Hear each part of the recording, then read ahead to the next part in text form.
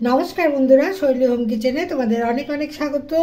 आशा करी तुम्हारा सबाई भालो आछो एबं सुस्थ आछो।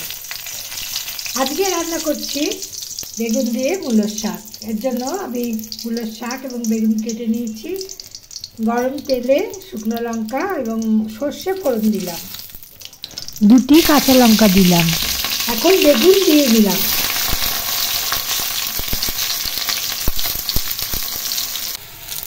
एर मध्य 2 চামচ ডাল বাটা দিয়ে দিলাম।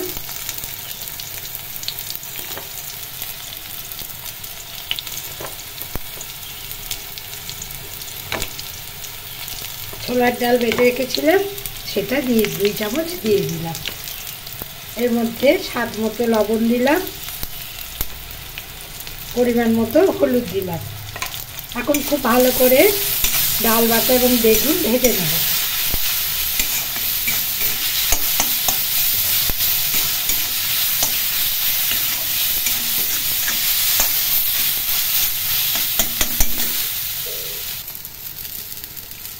ভাজা হয়ে গেছে, এখন এর মধ্যে মূলোর শাক দিয়ে দিলাম। মূলোর শাকগুলো কুচি কুচি করে কেটে রেখেছিলাম, সেগুলি দিয়ে দিলাম।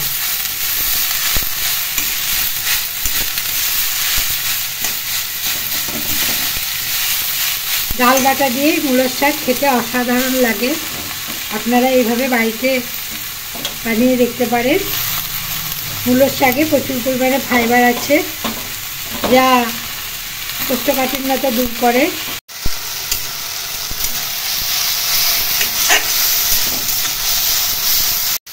মূলোর শাকে প্রচুর পরিমাণে ক্যালসিয়াম থাকে, যা হাড় গঠনে সহায়তা করে।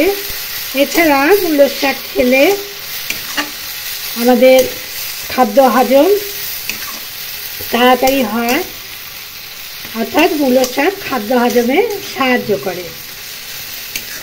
ইউরিনারি ট্র্যাক্টে যদি কোনো ইনফেকশন থাকে তা মূলোর শাক খেলে দূর হয়ে যায়।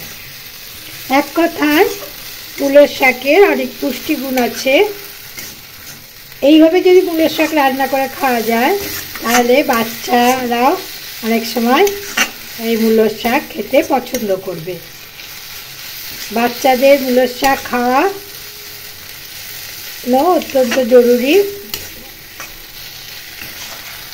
এই সময়ে মূলোর শাক বাজারে প্রচুর পাওয়া যায়। মূলো কিনলেই তার সাথে মূলোর শাক পাওয়া যায়। মূলোর শাক এইভাবে আপনারা রান্না করে দেখবেন, আশা করি আপনাদেরও ভালো লাগবে।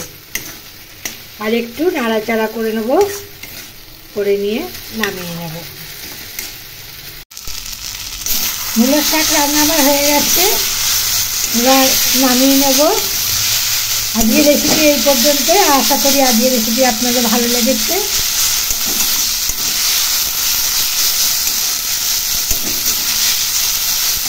এখন গ্যাসের ফ্লেম বন্ধ করে দেব।